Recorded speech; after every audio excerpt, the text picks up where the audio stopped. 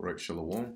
First, I want to give all praises, honor, and glory to Yahweh, Bahashem Yahweh Shai, Bahashem Racha Kodash, double honors to the apostles of Great Millstone, and peace and blessings to the elect.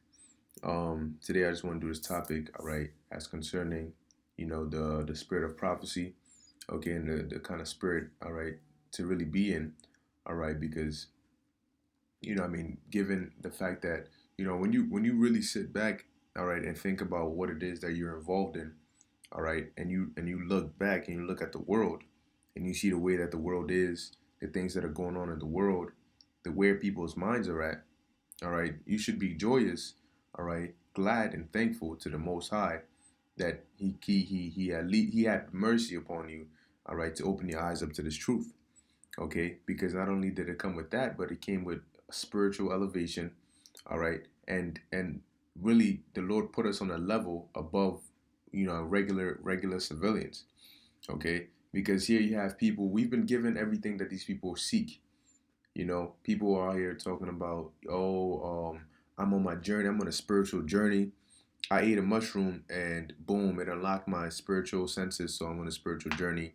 Or, I'm trying to open my third eye, or this, that, and the third, not knowing that they're standing next to the men of the Lord, those who the Lord has blessed. That we didn't have to eat no mushrooms. We didn't have to do no super meditating in a cave. Or no, the Lord blessed us with this knowledge. The Lord blessed us with the Spirit and with the eyes to see and the ears to hear.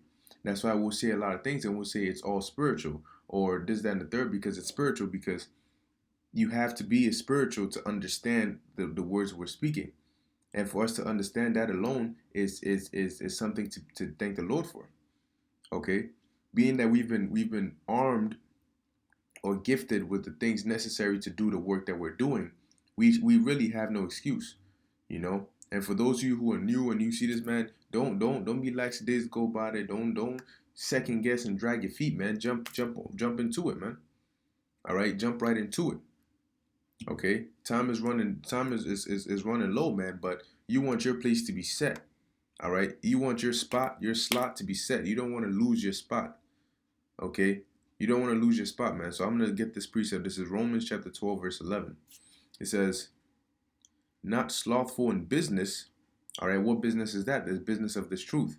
All right, we're doing the Lord's work. Okay, just like the Lord gave the parable, all right, of the rich man who went to get the kingdom, and he gave the talents to his servants. We're those servants, okay, and we were supposed to what? Make more, all right, out of what he gave us, which is an analogy for us bringing or waking people up, spreading this word. Okay, so we've been given the gift, the measure of faith, the measure of the spirit, the knowledge, the wisdom, understanding, whatever portion you've been given of, to go and to wake up the elect. Okay, that's the business. Okay, this is the Lord's business. All right, so not slothful in business, because you have no reason to be slothful in business.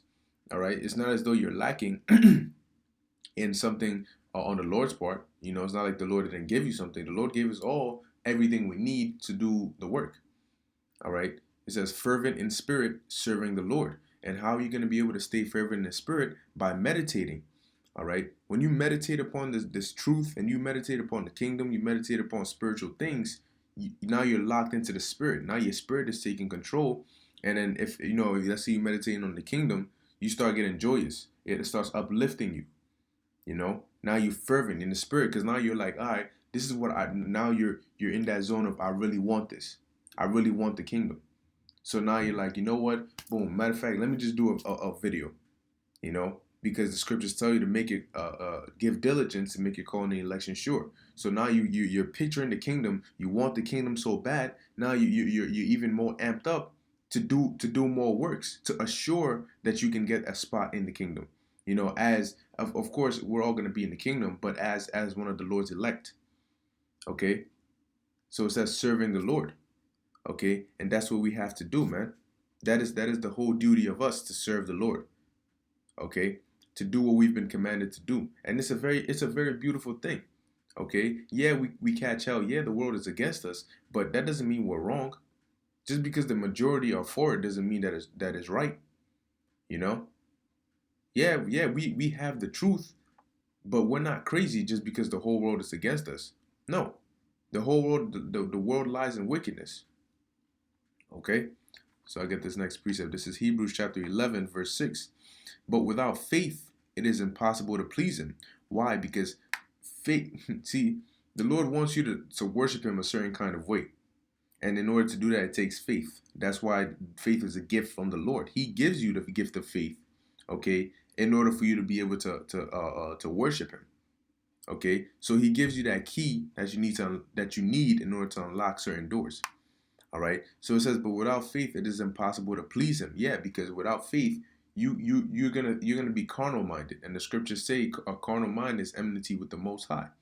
Okay, you can't be on the same page with the Spirit if you're thinking carnally, and the key to the Spirit is faith. All right. So it says, for he that cometh to the Most High must believe that he is, all right, Yahweh, and that he is a rewarder of them that diligently seek him. You have to believe that. Because if you believe that, you're going to diligently seek the Lord, understanding, all right, understanding that he is going to reward us. And what is that ultimate reward? Salvation and the kingdom. Okay? So you have to have that faith. And it gives you a couple of examples here, which I'll read, let's say, down to verse 8. It says, by faith, Noah, being warned of the Most High of the things not seen, as yet moved with fear, prepared an ark to the saving of his house. And that took what? Faith. Because he hadn't seen it, but he trusted and believed in the Lord. That's why it says you must believe that he is. It says and that pleased the Lord. It says, by the which he condemned the world and became heir of the righteousness which is by faith. By faith, Abraham, when he was called out to go into a place which he should after receive for inheritance, obeyed, and he went out, not knowing whither he went. But he kept going because he had faith. Okay? And that's what the Most High is looking for. He's looking for that faith. So, being that in this time we've been equipped with the knowledge, we've been equipped with testimony, we've been equipped with the scriptures. Okay, we've been given faith. So, really, we have no excuse not to say, oh well, I couldn't do this because of that. No, all right. If you're at fault, you're at fault on your part. The fault isn't from the Lord; it's from your part. Okay, what are you not doing right? All right. You have to be in that. Look, man, we're very, very, very close, all right, to the things we read about, the things we speak about. All right, we're it's closer than we think. Okay, it's closer than we think, man. You don't think Yahweh Shai is excited to come back? You don't think the Most High it wants to give us the kingdom? Yeah, but everything is set for its due season. So people might go, oh yeah, you've been saying this, my grandma been saying this, that, and the third, scoffing and all that. But everything has been set for its proper season. And when it does happen, they're gonna see it. Some of them are gonna want to believe then, but it's not gonna work. It's gonna be too late for some of them.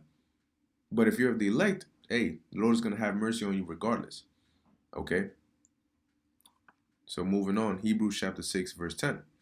For the Most High is not unrighteous to forget your work and labor of love, which ye have showed toward his name, in that ye have ministered to the saints and do minister. See? And we do it in the name of Yahweh Bahashem Yahweh Shai, which is the name of the Heavenly Father in the name of his Son. Okay? And so we the Most High is not unrighteous to forget our work, man. Regardless of what we go through, the Lord is going to reward us for this work. The scriptures say, hey, if you whatever you forsake, the Lord is going to give you 100-fold in the kingdom. Okay? Times 100. Okay, so the Most High isn't gonna forget the words us going out there freezing and prophesying. All right, us having to hold our peace and endure. Okay, with these disrespectful people, these hard-headed, stiff-necked Israelites. Well, the Lord isn't gonna forget that. You know, people not wanting to mess with you because of your faith. All right, people looking at you different, demonizing you, persecuting you, whatever it may be. The Lord is not gonna forget that. Okay. Keep in mind, the Lord is faithful. All right. We can trust in the Lord. So we should be happy that the Lord has given us really the highest office in Israel, which is being a prophet of Yahweh Hashem Yahweh Shai. We are the mouthpiece of the Lord. Okay. Like it says in Amos 3 and 7, the Lord reveals his secrets unto us, his servants, the prophets.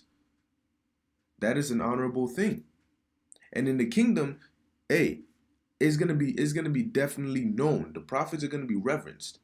All right, and it's definitely gonna be known. First beginning with Yahweh Ba'Shem Yahushai, but the 144,000, all right, the rest of the elect, okay, but the 144,000, man, the prophets, they're gonna be rewarded. The Lord is gonna reward them, man. Okay, because like it says here, He's not unrighteous to forget your labor, your work and labor of love. Okay, because the Lord knows what we have to go through in this truth. The Lord knows how certain days is harder than others, but He still gives us the spirit to be able to keep going. All right. The Lord doesn't want you to give up in this thing. If you're of His elect, He doesn't want you to give up.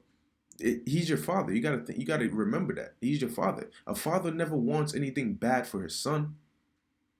All right. But certain things the father has to put you through in order for you to understand, in order for you to make it through. So really, when you're put in certain situations and certain scenarios, don't just stop and think. Stop and think. And I don't mean just thinking regularly, but think spiritually. What am I going through right now? Did I do something that I'm consciously aware of to bring this upon myself? If not, is this a test? You know what I mean? Because the Lord is not gonna just, do something horrible to you just for the sake of it. Now He could do that, but if you're serving the Lord, then whatever comes your way, understand that it's for your benefit. So you might not see it at the moment, but that's why you have to sit back and think about it. Okay. So moving on, it says, matter of fact, let me read this. Verse 11. And we desire that every one of you do show the name, Salakia, do show the same diligence to the full assurance of hope unto the end. That's what you want to do. Okay? You want to build that good reputation with the Lord. That ye be not slothful, but followers of them who through faith and patience inherit the promise. That's what you follow, the right men. Follow those who are doing what the scriptures require of us, what the Lord has asked us to do. All right, sincerely, and follow them and do it, man. Because that's the right path, man. Those like it says, the followers of them who through faith and patience inherit the promises. So if you want to inherit the promises, man, you got to do it. You got to go through the path. Okay? And the Lord has given us an advantage, all right, by giving us this knowledge, man, which is why you cannot take it for granted. Okay? So this is Romans chapter 8, verse 18. And this is one of the precepts we always have to keep in mind. For I reckon that the sufferings of this present time are not worthy to be compared with the glory which shall be revealed in us. All right. So whatever you go through, whether it's your woman or work or school or whatever, or Jacob's trouble, whatever it may be, it's not even going to be compared to the glory that's going to be revealed in us, to the blessings we're going to get, to the kingdom. This is not even going to be worthy to be compared. Now, think about this. If it even was worthy to be compared, the kingdom would still be great. But the glory is that great that this doesn't even come close. This suffering doesn't even come close. And sometimes the suffering feels like it's insane. But that's that's something you gotta constantly remind yourself of. Okay? Be excited to be a prophet, man. Do the work of the Lord with joy and excitement. Don't drag your feet with if you had a servant who every time you tell him to do something, all right, whatever, all right, you're not gonna want to, you might just kick him out. You want to have somebody who, yo, I need this, all right, whatever you need, I got you. They do it to the best of their ability, 100%. They're honest, they're sincere. Whenever something good happens, you're gonna think of them first to try and reward them. Okay. But I'm going to end it here. Okay. Lo willing, this is edifying unto the elect. All right. Just meditate upon those things. Okay. And just remember, man, like the scriptures say, not slothful in business, but fervent in spirit, serving the Lord. Show the Lord that it's worth it. All right. Show him that you want it. Okay. So lo willing, this is edifying to the elect. I want to give all praises, honor, and glory to Yahweh, Ba'Shem Yahushai, and Shalom.